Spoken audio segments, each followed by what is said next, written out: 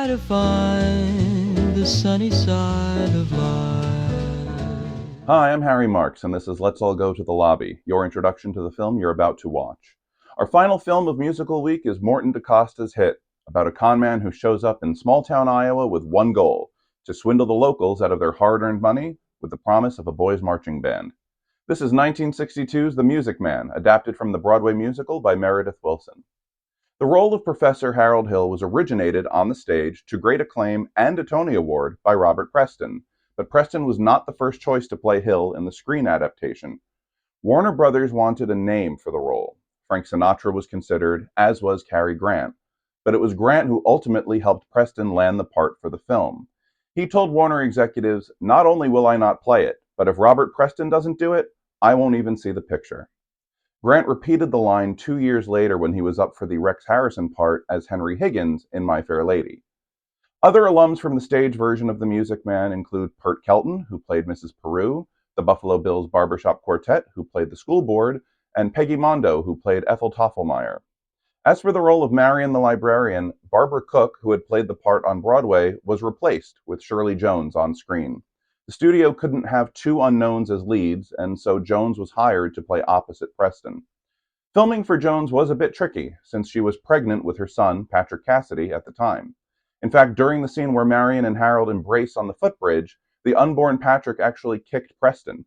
Some years later, a much older Cassidy introduced himself to his mother's former co-star, only to be greeted with the words, "Yes, we've already met." The Music Man is a beloved show and movie, in large part due to its music, which was considered cutting edge at the time. The opening number, Rock Island, which is performed on the train by the various traveling salesmen, as well as Trouble and the start to 76 Trombones, were all spoken word pieces. In other words, they were early rap tunes, 50-some years before Hamilton first took the stage.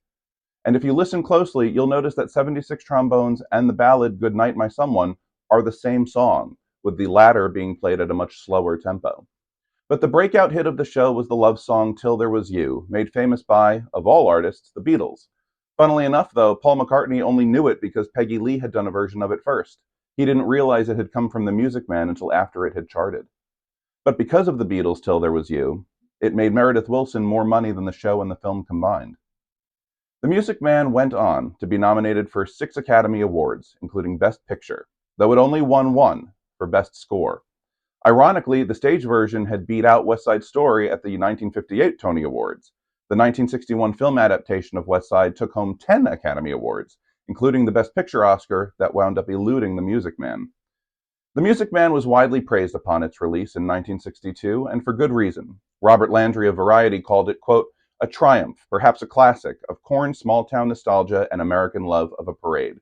And he was right. The film endures today as an endlessly hummable display of powerhouse performances by Robert Preston, Buddy Hackett, and Shirley Jones. And so here it is, one of the biggest films of 1962, Meredith Willson's wholesome hit, The Music Man.